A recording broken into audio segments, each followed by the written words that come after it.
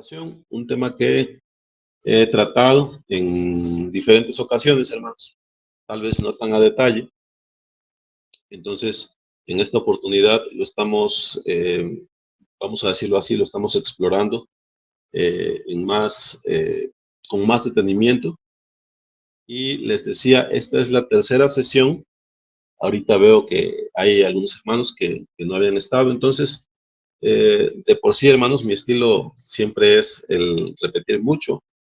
Y ya les he comentado que, que si en algo eso les estorba, hermanos, bueno, me lo hagan saber para que quizás podamos avanzar más rápidamente. Pero a mí me gusta dar dos pasos al frente, retroceder uno, y así vamos paso a paso, hermanos, para ir asentando bien las cosas. Entonces, estamos hablando acerca de velar y orar para no entrar en tentación, y algo que venía a mi mente hace un instante es que el tema del pecado, hermanos, bueno, habrá quienes lo consideren importante, habrá también, yo entiendo, hermanos, que habrá quien diga, bueno, no se debiera hablar tanto acerca de eso, sino tal vez debiéramos extendernos a las glorias del Señor, a lo venidero y cuestiones como esas, hermanos. Pero debo decir lo siguiente, el tema del pecado, hermanos, es importante a lo largo de toda la escritura. De hecho, en una afirmación muy evidente, hermanos, que ustedes entienden perfectamente, nuestro Señor Jesucristo, si Él se encarnó y si Él murió, hermanos, esto fue, claro, podemos decirlo, por causa del amor de Dios, pero la razón de fondo por la que nuestro Señor Jesucristo tuvo que venir es para morir precisamente por nuestro pecado. Ahora, el pecado, hermanos, definitivamente queda pagado por la obra de nuestro Señor Jesucristo, pero este no sale de la escena cuando el Señor se levanta de entre los muertos. El pecado, hermanos, todavía opera en nuestros miembros y tiene una relevancia en la vida del creyente. No podemos asumir que por ciertos eventos, eventos gloriosos, eventos trascendentes, el pecado ya no es más tema dentro de las iglesias del Señor. Entonces, buscando en el último capítulo de la Biblia, hermanos, Apocalipsis, en su capítulo 22, por ejemplo, yo hallo que este libro termina en su versículo 21. El libro que cierra la escritura, Apocalipsis, termina en su versículo 21. Bueno, el versículo 14 hace esta advertencia, hermanos, dice, bienaventurados los que lavan sus ropas para tener derecho al árbol de la vida y para entrar por las puertas en la ciudad. Y hace una advertencia en el versículo 15, mas los perros estarán fuera y los hechiceros, los fornicarios, los homicidas, los idólatras y todo aquel que ama y hace mentir. Ahora, si yo retrocedo al versículo número 10, hermanos, bueno, al 11, dice, el que es injusto, sea injusto todavía, y el que es inmundo, sea inmundo todavía, y el que es justo, dice, practique la justicia todavía, y el que es santo, santifíquese todavía.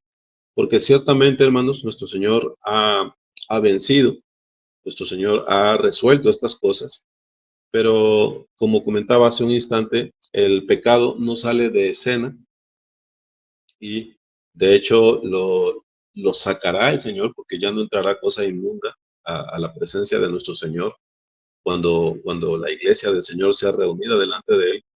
Ya no habrá más muerte, ya no habrá maldición, hermanos, y ya no habrá pecado también, ya no lo habrá. Pero entre tanto que estamos en este cuerpo, los creyentes hemos de lidiar con el pecado, hermanos. Entonces, he usado como texto base para esta serie Mateo 26, del 40 al 41. Y digo yo que las palabras que estamos enfatizando debieran brillar para todos nosotros, hermanos. Y ahora explico eso en el sentido de que sí, debieran brillar estas palabras para nosotros, pero tristemente a veces no es así. El texto dice, Mateo 26, del 40 al 41, Nuestro Señor está angustiado. Él ha tomado a Pedro, a Juan y a Andrés, los ha llevado con él, están en Getsemaní y les ha pedido que velen con él una hora. Pero él va a orar, se aleja un poco y cuando regresa los halla durmiendo. Y allí dice a Pedro, así que no habéis podido velar conmigo una hora.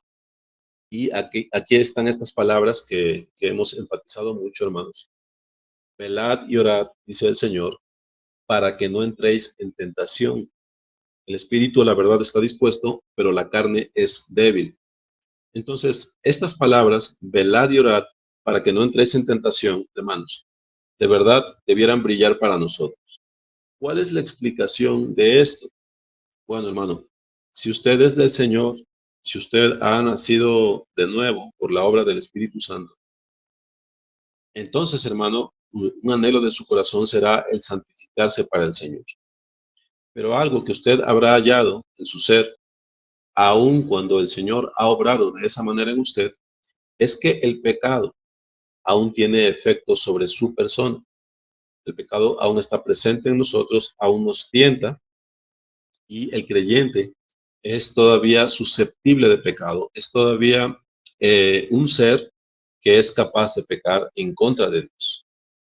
Entonces, cuando el Espíritu obra en nosotros, hermanos, algo que anhelamos es precisamente no fallarle más a nuestro Señor.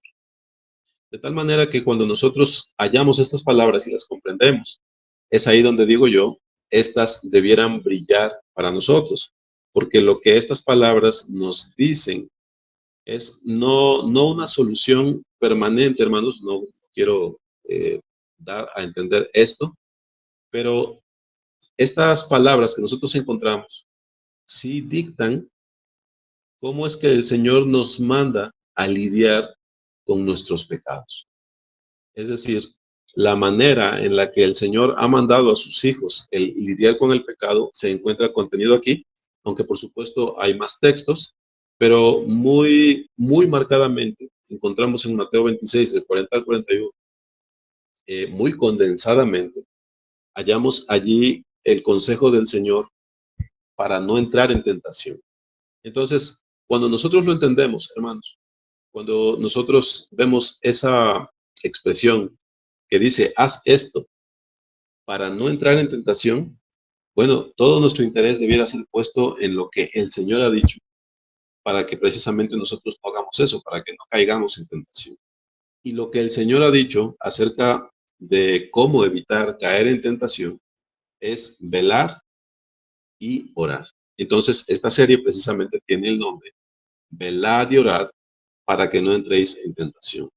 Y estamos tratando de hacer la explicación o de dar la explicación acerca de qué significado tienen estas cosas. Así, mis hermanos, les llevo a un primer texto, la primera carta de Pedro, capítulo 1, versículos 14 al 20. Aprovecho, hermanos, aquí, bueno, no sé si ustedes acostumbran buscar los textos, pero mientras lo hicieran, si fuera el caso, yo les diría a mis hermanos,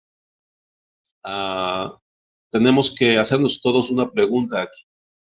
Y la pregunta es, ¿qué relación guardamos con el pecado? Como creyentes en Cristo, ¿qué relación guardamos con el pecado? Es decir, ¿estamos conviviendo con él?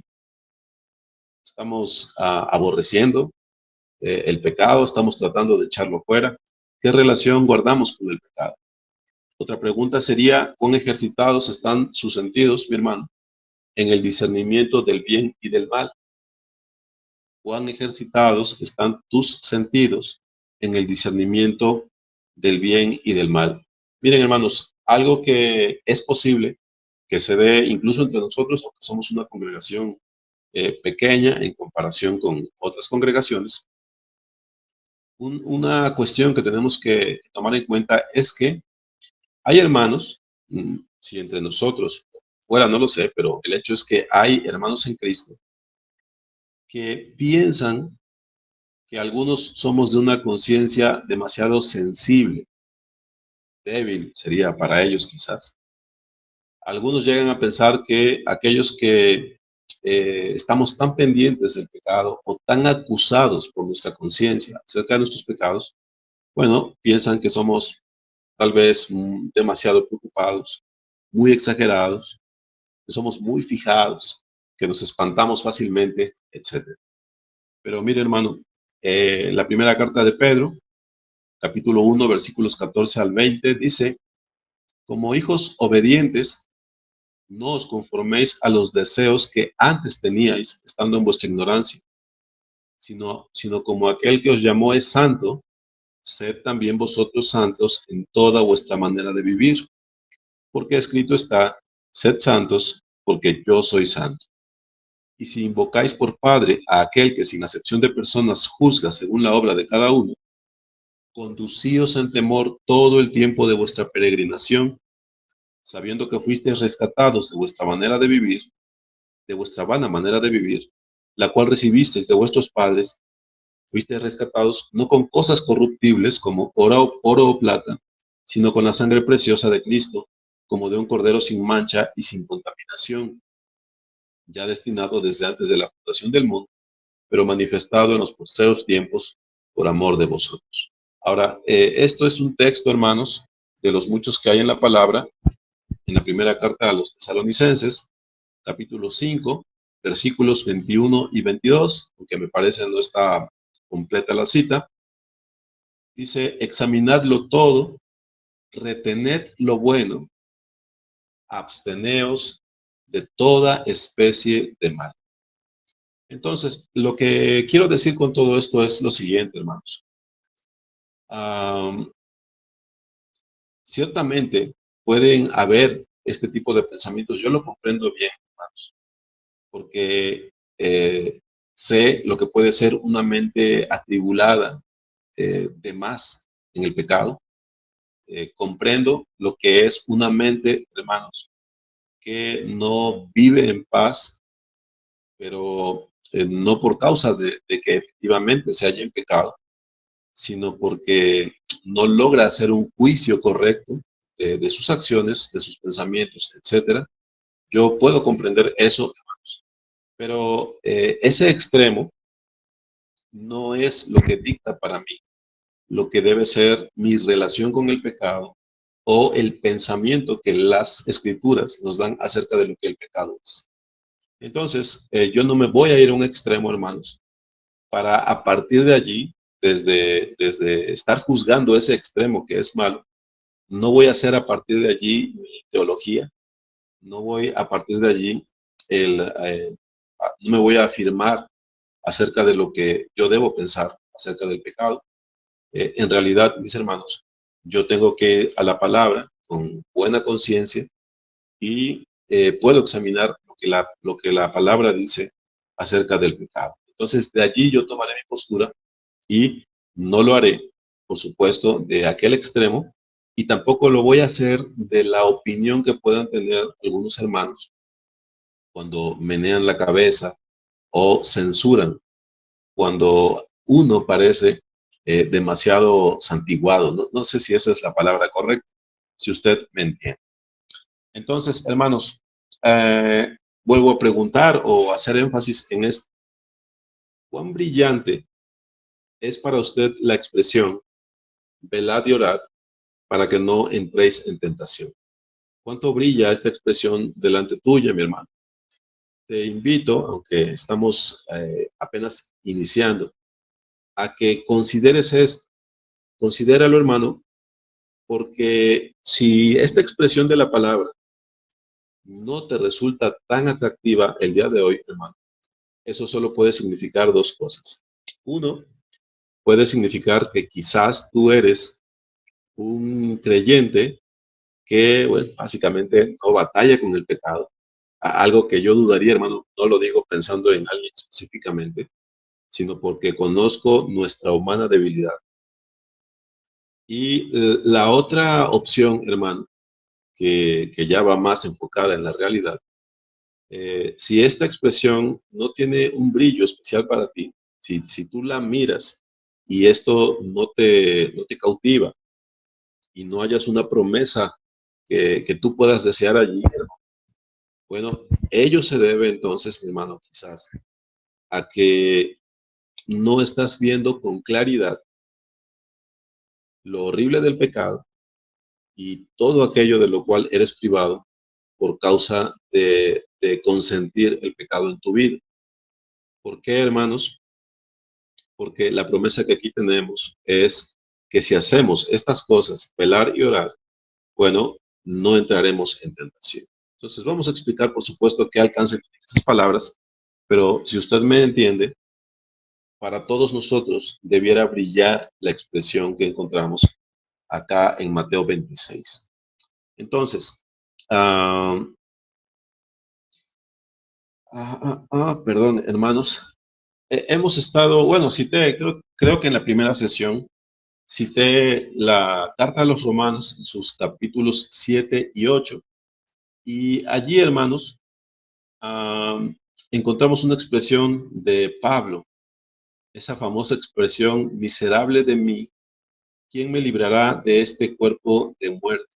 Bueno, Pablo hace todo un desarrollo, hermanos, acerca de esta idea, acerca de esta expresión, pues, y él desarrolla cómo es que el creyente debe sobreponerse, no una vez, no en un solo evento, sino permanentemente, cómo él se sobrepone a esta realidad. ¿Qué realidad, hermanos? Que nosotros tenemos un espíritu que ya ha sido vivificado por el Señor, pero que habita en un cuerpo que aún tiende al pecado. Hay un cuerpo vivificado, un espíritu vivificado por el Señor que habita en un cuerpo que todavía está aguardando el tiempo de su redención. Ahora, estas son ideas que muchos de nosotros conocemos y entendemos, pero no es suficiente con esto, hermanos. Si nos detenemos allí, estamos mal, porque el consejo completo de la palabra es que sí, aunque nosotros tenemos un espíritu vivificado que habita todavía en un cuerpo que está esperando su redención, hermanos, aunque se habla así, hermanos, Pablo no se detiene allí, sino que nos expresa, yo diría ampliamente, qué es lo que identifica a los hijos de Dios, cómo lidian con esto. Entonces, en Romanos, en su capítulo número 8, a partir del versículo 12, cuando ya Pablo ha hablado acerca de esta condición, dice Romanos 8:12, así que hermanos, deudores somos, no a la carne, para que vivamos conforme a la carne, porque Pablo es un escritor que hace muchos paréntesis, hermanos, toma una idea, le agrega pensamientos, razonamientos y después continúa con el pensamiento inicial. Así que, hermanos, deudores somos, no a la carne, para que vivamos conforme a la carne, paréntesis, porque si vivís conforme a la carne, moriréis. Mas si por el Espíritu hacéis morir las obras de la carne, viviréis. Porque todos los que son guiados, ahí estaría retomando, todos los que son guiados por el Espíritu de Dios, estos son hijos de Dios. Pues no habéis recibido el espíritu de esclavitud para estar otra vez en temor, sino que habéis recibido el espíritu de adopción, por el cual clamamos, Abba, Padre. El Espíritu mismo da testimonio a nuestro espíritu de que somos hijos de Dios. Y si hijos, también herederos, herederos de Dios y coherederos con Cristo, si es que padecemos juntamente con Él, para que juntamente con Él seamos glorificados. Bueno, la idea principal que quiero subrayar, hermanos, es esta, versículo 13, porque si vivís conforme a la carne, moriréis. Mas si por el Espíritu hacéis morir las obras de la carne, viviréis. Es decir, ese es el sello distintivo de los que son del Señor. Ahora, hermanos, tenemos que entender que esta obra de hacer morir por el Espíritu las obras de la carne, esta obra, hermanos, no es semejante a la salida del sol. ¿A qué me refiero? Bueno, tú puedes estar dormido en tu cama, hermano, no te das cuenta y hay un 100% de probabilidades, hasta que Dios diga lo contrario, hay un 100% de probabilidades de que el sol va a salir por donde le corresponde a la hora que el Señor le ha determinado. Eso va a pasar independientemente de ti, independientemente de cómo te encuentres tú espiritualmente, etc. Pero, hermano, el que un creyente haga morir las obras de la carne por el Espíritu, esa, mi hermano, esa obra no sucede sin nuestra intervención consciente. Ciertamente es el Espíritu del Señor el que, el que hace posible que tú hagas morir las obras de la carne. Pero es imposible, hermano, que esa obra suceda sin tu intervención, es decir, sin tu disposición, sin tu voluntad. Es imposible que eso suceda y es imposible que eso suceda sin que tú seas consciente de ello. Entonces, por supuesto, el razonamiento aquí, para todos nosotros, yo incluido con ustedes, es, hermanos, nosotros seguramente hemos leído este texto muchas veces, pero es necesario, hermanos, que nosotros nos examinemos acerca de si verdaderamente, conscientemente, nosotros estamos con nuestra voluntad buscando lo que Dios ha dicho y entendiéndolo. Es necesario que nosotros entendamos si por el Espíritu estamos haciendo morir las obras de la carne. Les repito, esto no es semejante a la salida del sol que sucede sin que yo intervenga y es seguro que va a suceder. No es así, hermanos, cuando se habla de estas cosas. Entonces, es importante que nosotros comprendamos esto. Ahora, el anhelo, hermanos, y la búsqueda de santidad indican la presencia de vida espiritual en el hombre. Lo subrayo, el anhelo y la búsqueda de santidad indican la presencia de vida espiritual en el hombre. La ausencia, hermano, obviamente de estas cosas indican que el hombre está espiritualmente muerto. En el mejor de los casos, hermanos, podríamos pensar que el creyente está atravesando por un momento anómalo que no corresponde a la vida en Cristo, que se encuentra momentáneamente caído, hermano, pero no puede ser que ese sea nuestro estado permanente.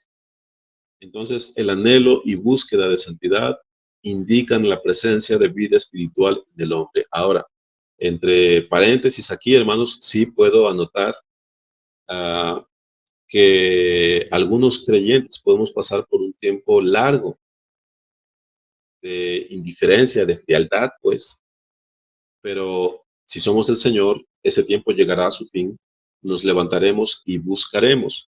Uh, pero no podemos consolarnos, hermanos, en el hecho de que nuestro Señor, de hecho, tiene misericordia y es paciente con nosotros, pero el hecho es que no debemos vivir de esa manera.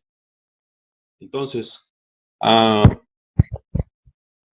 ya entrando un poco en el tema, hermanos, cuando alguien pide ayuda a causa de estar luchando con el pecado, bueno, eso primeramente, hermanos, demanda valor, pero implica también que existe temor de Dios.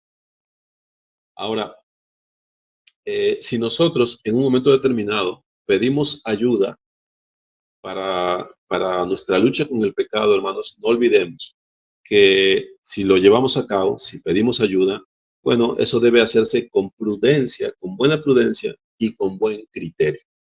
Y voy a explicar un poco por qué, hermanos. Primeramente porque si, si yo simplemente tomo confianza y manifiesto a la congregación entera sin discriminar, miren, hermanos, yo estoy luchando con esto. Bueno, eh, podría juzgarse como pues, qué sinceridad, qué espiritualidad, hermanos. Pero no olviden que las personas que estamos allí, cada uno de nosotros se encuentra en un momento distinto de madurez, en un momento distinto, o en una situación distinta en cuanto a espiritualidad, hermanos, de tal manera que tenemos que ser prudentes, tenemos que tener buen criterio acerca de ello, hermano. ¿Por qué? Porque las personas pueden lastimarte, te pueden hacer daño, se pueden aprovechar de ti, e incluso, dependiendo del caso, hermanos, algunas personas pueden ser tentadas o pueden ser impresionadas de una mala manera en un sentido negativo. Es decir, puedes poner una impresión si eres demasiado descriptivo con tus pecados, por ejemplo. Bueno, puedes dejar impresionada a una persona que te está escuchando.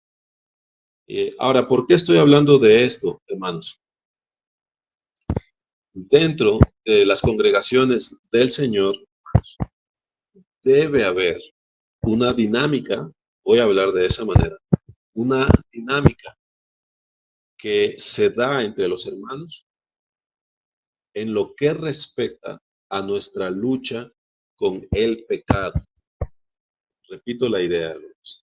Yo pienso que en una congregación sana del Señor debe existir una dinámica donde los hermanos confesamos nuestras luchas, nuestros pecados con criterio, hermanos, lo hace un instante, con criterio, con prudencia. Los hermanos debemos hacer estas cosas, debemos presentarnos ante los hermanos, no, no mostrando una fachada irreal, sino con esa prudencia y criterio, compartir lo que es la lucha por el pecado. Y esto, hermanos, ayuda a lo siguiente, ayuda a que entre nosotros se desarrolle una doctrina sana acerca del pecado. ¿Por qué les digo esto, hermanos? Por poner un ejemplo, yo vengo de una congregación donde, bueno, yo tenía bastantes años menos, pero vengo de una congregación, hermanos, donde hasta donde me da el recuerdo, sí, sí hubo obviamente situaciones de pecado, pero estos fueron conocidos solamente cuando ya el pecado había dado sus frutos, cuando ya se había hecho evidente que tal hermano, tal hermana habían fallado, cuando ya no había nada que hacer en realidad, sino una disciplina. Pero antes de eso, hermano, antes de que se dieran, antes de que explotara la situación, voy a hablar así. Bueno, nosotros éramos simplemente una congregación sonriente, que cantábamos, que dábamos acciones de gracias, que escuchábamos la predicación los domingos. Entonces, no teníamos una dinámica de dar cuentas, hermanos. No teníamos confesión de pecados. Y por tanto, nuestra doctrina acerca del pecado, hermanos, sin nosotros ser conscientes de ello, se moldeó de tal forma que los miembros de la congregación aprendimos más bien a guardar silencio, a ocultar nuestros pecados y de hecho hasta llegábamos a tener una especie de espíritu que nos dominaba. Es una forma de hablar, hermanos, donde, bueno, nos escandalizábamos, ¿no? Si alguien de repente decía, no, pues, o con el solo pensamiento de decir, voy a decirle a los hermanos que no, o qué dirán los hermanos si, no, pues van a decir que ni cristiano soy, ¿no? Entonces, hermanos, la dinámica en la que nosotros nos desenvolvemos acerca del pecado, acerca de pedir ayuda con nuestro pecado, consejo, de manifestar nuestras luchas, definitivamente afecta nuestra doctrina del pecado. Eso termina moldeando la manera en la que nosotros entendemos el pecado. Entonces, hermanos, la serie se llama Velar y orar para que no entremos en tentación. Entonces, te puedo hacer una pregunta en este punto.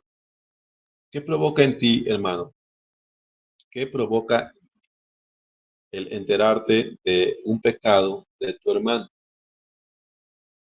¿Qué provoca en ti el enterarte del pecado de tu hermano? O una pregunta que es igual de importante, hermanos. ¿Cómo juzgas tu propio pecado? Porque a veces, hermanos, la mayor severidad, y esto pasa al interior de nosotros, la mayor severidad se encuentra no en juzgar el pecado ajeno, hermanos, sino que a veces somos mucho más severos y en esto Satanás te ayuda. Si tú me entiendes, Satanás te hace tropezar en esto, que eres implacable a veces cuando se trata de juzgar tu propio pecado. Entonces, ¿qué provoca en ti el pecado de tu hermano? ¿O cómo juzgas tu propio pecado? He comentado la semana anterior, hermanos, que los creyentes no estamos llamados al equilibrio. Es un punto sencillo, digo yo, pero importante. Estamos acostumbrados a pensar a modo de extremos, hermanos, y en esos extremos tenemos a los que son muy laxos a la hora de juzgar el pecado y tenemos en el otro lado aquellos que son muy severos a la hora de juzgar el pecado. Entonces, en un pensamiento ligero, nosotros podemos llegar a decir que, bueno, no debemos irnos a los extremos, sino que en verdad tenemos que ser equilibrados. Al respecto de ello, hermanos, el comentario ha sido el siguiente. Eh, Ese pensamiento parece correcto inicialmente, pero en realidad, cuando vamos a la sabiduría de Dios, encontramos que no es tan simple. No se trata simplemente de un equilibrio, sino se trata de una verdad, hermanos, que tiene aristas, que tiene pormenores, que tiene razonamientos, que tiene pensamientos, los cuales debemos tomar en cuenta para finalmente formar una idea sana, hermanos, una idea verdadera acerca de lo que es el juicio del pecado. Entonces, no se trata de un punto medio, hermanos, se trata de apegarse a la palabra del Señor. Gálatas 6:1, por poner un ejemplo, hermanos, si alguno fuere sorprendido en alguna falta, vosotros que sois espirituales, restauradle con espíritu de mansedumbre, considerándote a ti mismo, no sea que tú también seas tentado. Bueno, hermanos, si usted intenta colocar Gálatas 6:1, que es el texto que acabo de leer, en la gráfica, en la línea, usted no va a encontrar que Gálatas está en el punto medio. Usted va a encontrar aquí un razonamiento que no es plano, que no es lineal, sino que tiene todas esas cuestiones, hermanos, que son muy finas, muy profundas, pues, de la palabra del Señor. Así que no pensemos que estamos llamados al equilibrio entre lo laxo y lo muy severo, ¿sí? Lucas 6, del 36 al 38, sed pues misericordiosos. Lucas 6, del 36 al 38, sed pues misericordiosos, como también vuestro Padre es misericordioso. No juzguéis y no seréis juzgados, no condenéis y no seréis condenados. Perdonad y seréis perdonados. Dad y se os dará, medida buena, apretada, remecida y rebosando dará en vuestro regazo, porque con la misma medida con que medís, os volverán a medir. Entonces, estos dos textos, hermanos, hacen énfasis en que, bueno, sí, tal vez hoy nos toca estar presenciando que algún hermano ha caído en algún pecado, pero eso no debe ensoberbecernos, hermanos. Siempre está la advertencia de que usemos misericordia porque nosotros la hemos recibido y está la advertencia, no sea que tú también seas tentado. De tal manera que el Espíritu nos lleva, hermanos, a esta forma de abordar el pecado ajeno. Ah, debemos considerar al hermano en su debilidad en base a que nosotros mismos también somos débiles y no vamos a querer, no vamos a buscar la destrucción del hermano, sino que vamos a procurar que Él sea restaurado, como yo querría que se hiciera conmigo si llegase yo a caer en un pecado. Entonces, hermanos, cierro este pequeño punto con esto. No estamos llamados al equilibrio, estamos llamados, hermanos, a la palabra del Señor, ¿sí? Es importante que nosotros hagamos eso, que desechemos nuestras propias prescripciones, nuestros propios razonamientos acerca del pecado y que decidamos en nuestro corazón apoyarnos en la palabra del Señor. Ahora, voy a terminar este segmento con este comentario acerca de Santiago 1, del 13 al 15. Esto lo hablamos la semana anterior. El propósito mío para hoy era hablarles acerca de la concupiscencia. Creo que lo voy a hacer un poco en el siguiente segmento.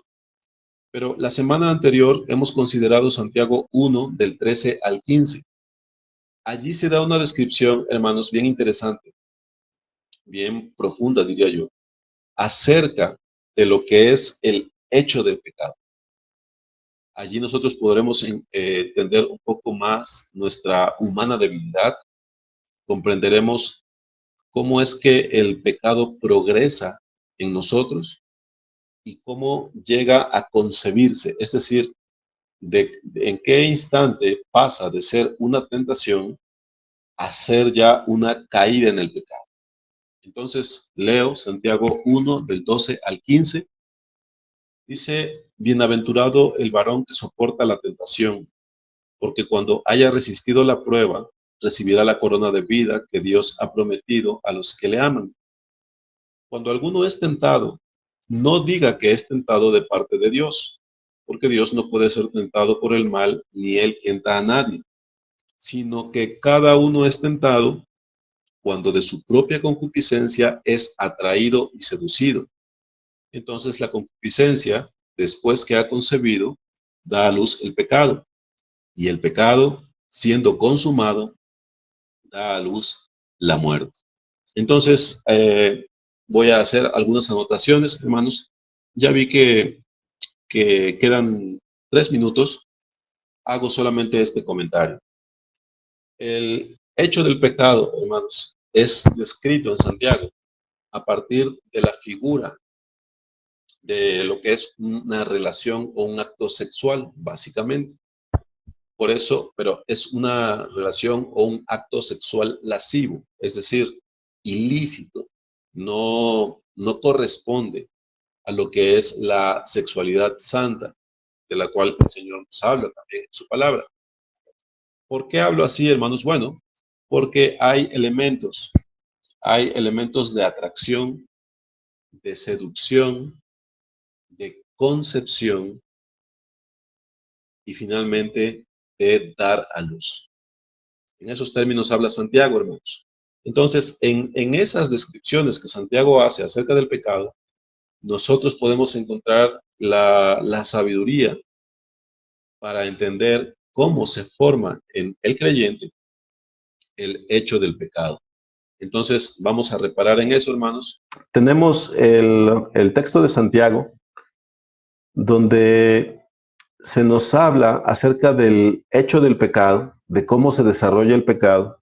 Les comentaba en términos de lo que es un acto sexual, pero un acto sexual no limpio, sino lascivo, un acto sexual donde hay una seducción, donde hay una atracción, pero donde también, hermanos, hay concupiscencia, una inclinación hacia lo que son deseos desordenados, de tal manera que no hablamos de lo que es un acto como el que se da en el matrimonio, sino un acto ilícito. Entonces, hermanos, tenemos a la tentación como un elemento externo que opera, aquí la anotación que tengo, opera sobre el fuero interno, opera, hermanos, sobre nuestro ser interno, en el ámbito de nuestro ser interno, pero viene de fuera, pero la tentación, hermanos, encuentra un cómplice dentro de lo que es el creyente. ¿Cuál es ese cómplice? Bueno, es lo que nosotros llamamos la concupiscencia. hemos mencionado que este es un elemento presente en todos los hombres, pero que se personaliza en cada uno. Es decir, por dar un ejemplo, hermanos, todos nosotros tenemos ojos, pero no todos tenemos ojos iguales, ¿no? Bueno, todos tenemos concupiscencia, hermanos. ¿Qué significa esto? Todos nosotros, por cuanto habitamos todavía en este cuerpo de carne, hermanos, todos nosotros tenemos inclinaciones o preferencias hacia ciertos pecados. Cada uno de nosotros tiene inclinaciones o preferencias hacia ciertos pecados particulares. Entonces, cuando ocurre la tentación, hermanos, externa, encuentra un cómplice dentro de nosotros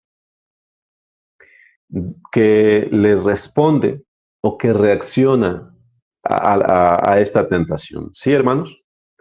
Ahora, lo siguiente, dice Santiago, cuando alguno es tentado, no diga que es tentado de parte de Dios, porque Dios no puede ser tentado por el mal, ni él tienta a nadie, sino que cada uno es tentado cuando de su propia concupiscencia, de su propio deseo desordenado, es atraído. Esta es la siguiente etapa en el acto del pecado. Primero está la tentación, un agente externo que encuentra eco, repercusión en un agente interno, que es la concupiscencia, nuestra inclinación hacia ciertos pecados, hermanos. Y se da entonces una atracción, dice. ¿Qué podríamos decir que es la atracción? Bueno, es simplemente el efecto de la tentación sobre el sujeto. La atracción puede ser débil, puede ser moderada, o puede ser fuerte, o puede ser muy, muy fuerte. Es el efecto de la tentación sobre el sujeto a causa de su concupiscencia. Una forma, hermanos, de ejemplificar, yo espero que se vean mis manos, si este es el ser concupiscente, si esta es la concupiscencia, hermanos, bueno, podríamos hablar, como di el ejemplo de la semana anterior, podemos hablar, por ejemplo, del alcohol. Habrá algunos de nosotros que pasa el alcohol, le hace señas al hombre, al creyente, y la concupiscencia no reacciona porque no es mi gusto. Puede ser que se presente la murmuración, hermanos, el chisme, y me hace señas, pero francamente no es algo que me llame y mi ser concupiscente no se inmuta. Pero, hermanos, puede ser que venga la sensualidad o lo que es correspondiente a la sexualidad. Y entonces me hace señas y la concupiscencia, hermano, se inclina. Esta es la atracción. Los otros pecados no tienen ningún efecto, no tienen ningún poder sobre el ser concupiscente, pero ese pecado particular puede ser que sí. Otros pueden ser tentados por la avaricia, por los diferentes vicios, eh, cualquier vicio que a usted se le pueda ocurrir. Puede ser que la envidia sea algo que le mueva y un largo etcétera, hermanos. Bueno, dice Santiago, dice el Señor por medio de Santiago, uh, cada uno es tentado cuando de su propia concupiscencia es atraído y seducido. La seducción es la siguiente etapa en esto, hermanos, y implica lo siguiente,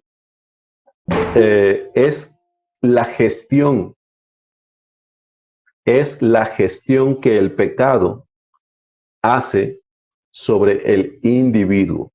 Es la gestión, la seducción es la gestión que el pecado hace sobre el individuo. ¿A qué llamo gestión, hermano? Bueno, tal vez usted eh, eh, sepa lo que puede hacer una persona que ayuda en ciertos trámites. Usted no sabe cómo hacerlo. En Veracruz les dicen coyotes. Entonces, Hay personas que a veces están afuera, en Veracruz es muy común, hermanos. Ahora, lo digo como cultura general, eh, dentro de lo que es el juzgar las cosas, cristianamente hablando, nosotros sabemos que no debemos dar dinero a nadie para facilitar las cosas, pero estos eran conocidos así, coloquialmente hablando, ¿no? Como los coyotes, pero ellos se llamaban gestores, ¿no? Este gestor lo que hace es que toma tu caso, toma tus documentos, va a las oficinas, él tiene acceso directo y realiza una serie de gestiones o trámites para facilitar las cosas. Bueno, cuando hablamos acerca de la seducción, hermanos, esta es la gestión, es todo aquello que se lleva a cabo. ¿Para qué? Para que el sujeto sea atraído hacia el pecado. Usted probablemente ha visto que en algunos comerciales, ¿no?, toman el producto, se lo enseñan y alguien pasa la mano por acá y le pasa la mano por allá.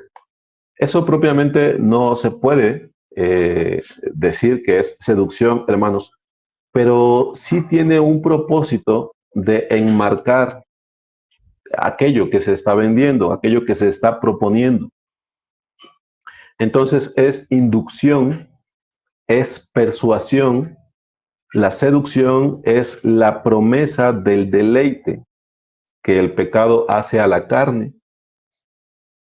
Y aunque todavía no estamos hablando acerca de pecado, sino de la incitación a este, el hecho, hermanos, es que un creyente no debe vivir en el ámbito de la seducción, interactuando o conviviendo con aquellas cosas que le incitan. Toda esta descripción que hace Santiago acerca del acto del pecado, hermanos, tiene su relevancia porque el acusador, Satanás, hermanos,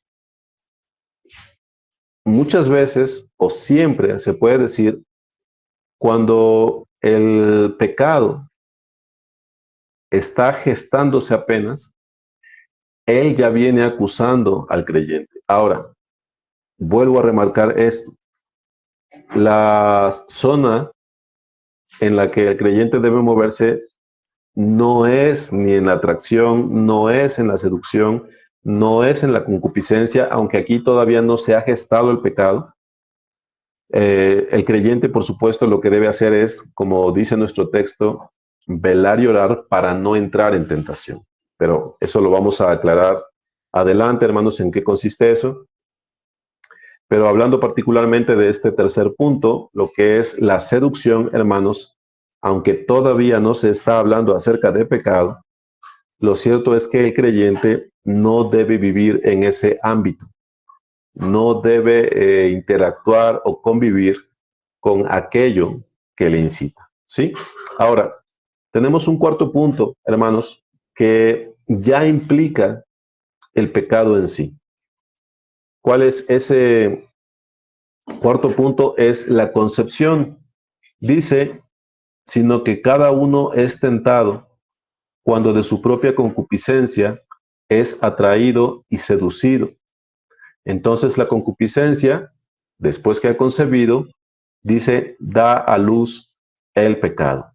¿Qué significa entonces la concepción? ¿Qué implica en el texto lo que es la concepción? Bueno, mis hermanos, si la línea del pecado no se interrumpe, si la línea del pecado no se interrumpe, entonces se lleva a cabo la concepción.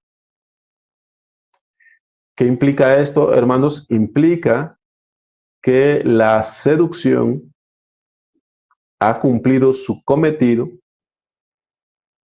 y que el hombre o la mujer se han rendido al pecado.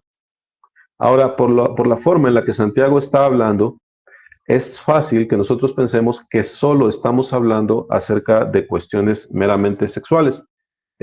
Todo este proceso, hermanos, se lleva a cabo en toda manifestación de pecado.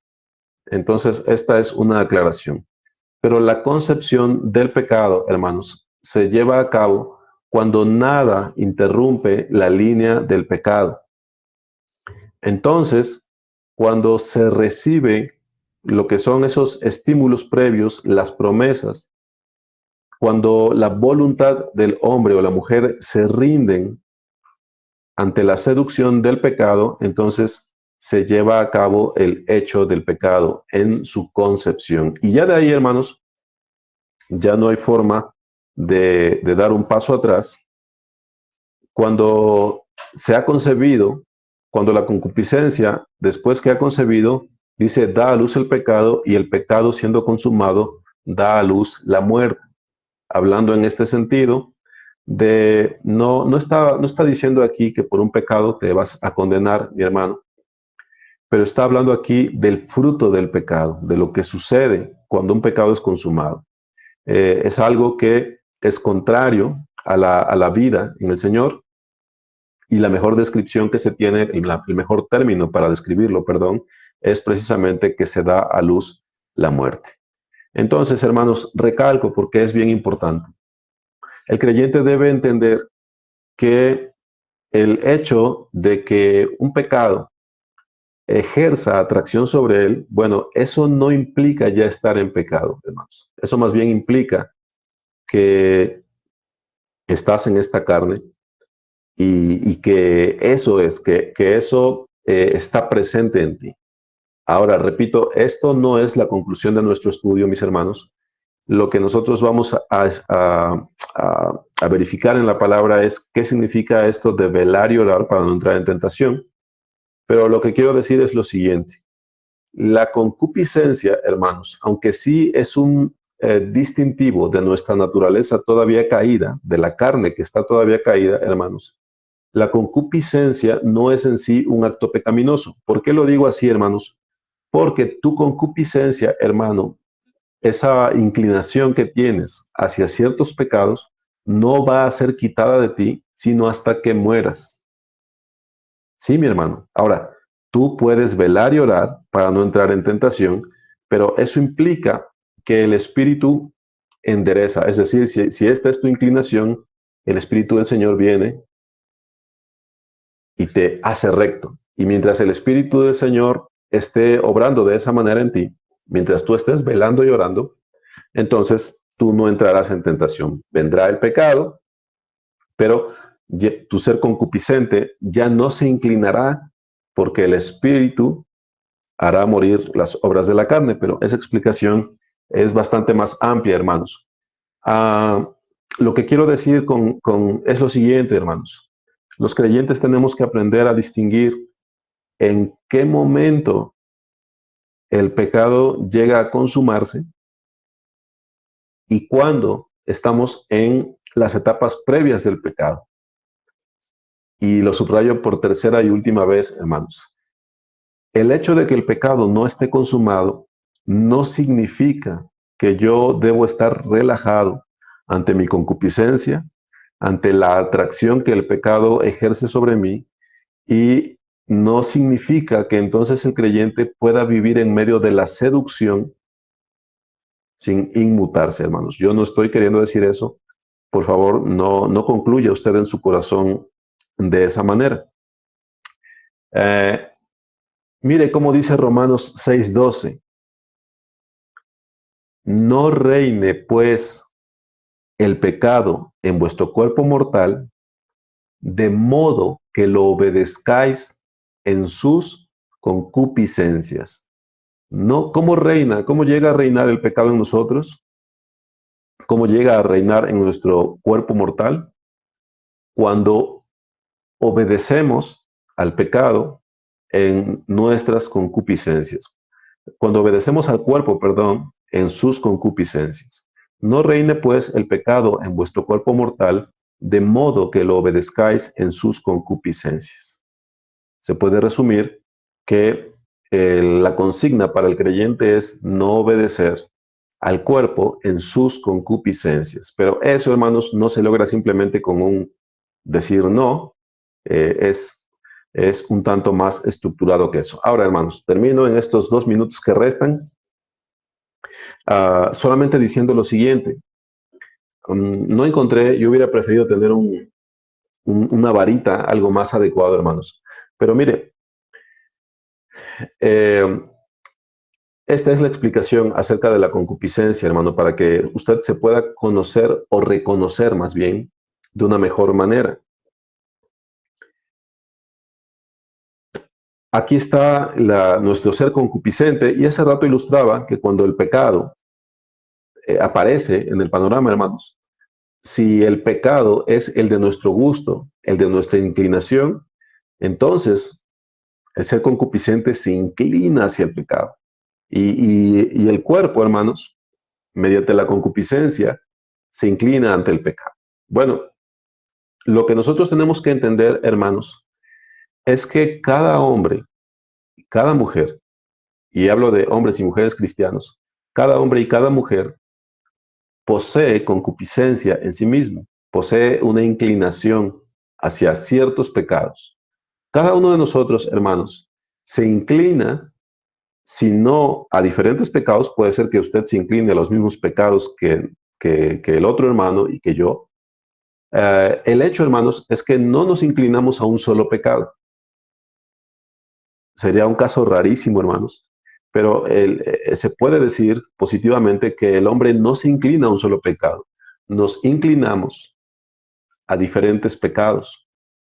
Y esto en diferentes grados, hermanos. Hay quien será totalmente indiferente, como les había comentado, a ciertos pecados. Habrá otros pecados que le llamen un tanto la atención, pero habrá otros pecados hacia los cuales está tan inclinado que cuando a él se le da un pequeño empujón, hermano, cuando a él simplemente se le estimula un poco, entonces cae con facilidad. Entonces, la concupiscencia puede explicarse como esa inclinación, hermano, que puede ser a diferentes grados, a diferentes pecados, perdón, y en distintos grados. Entonces, cada uno de nosotros debe autoexaminarse, hermano, para comprender cuáles son esas áreas donde nosotros debemos presentar lucha, donde nosotros debemos estar velando. Cada uno de nosotros debe hacer eso, hermano. ¿Para qué? Para que podamos cumplir lo que Romanos 6:12 dice. No reine pues el pecado en vuestro cuerpo mortal, de modo que lo obedezcáis en sus concupiscencias. Entonces, mis hermanos, necesitamos velar y orar para que no entremos en tentación, aunque lo digo como una afirmación que todavía no está plenamente explicada, hermano. Espero, por supuesto, que usted pueda captar algunas cosas, pero es así como está puesto nuestro ser hoy día, porque aún estamos esperando la redención de este cuerpo de carne. Entonces, ya son 8:30, hermanos. Voy a detenerme en este punto. Espero que les sirva lo que estamos platicando, mi hermano. No añado nada más. Que el Señor le bendiga y ya solo si me permiten, hermanos, hago una breve oración y dejo el tiempo a nuestro hermano Ignacio. Si me permiten, hermanos, Señor, le agradezco porque nos ha permitido tomar la palabra en esta hora, Señor. Yo le ruego que aquello que sea inexacto, Señor, o que provenga de mi corazón, usted lo retire de mis hermanos y aquello, Señor, que provenga de su consejo, tenga usted a bien el arraigarlo en nosotros, el explicarlo, Señor, como solo puede usted hacerlo. Se lo ruego, Señor, para el bien de todos nosotros. Yo le agradezco, Señor, porque usted me permite. Y en el nombre del Señor Jesucristo le damos gracias.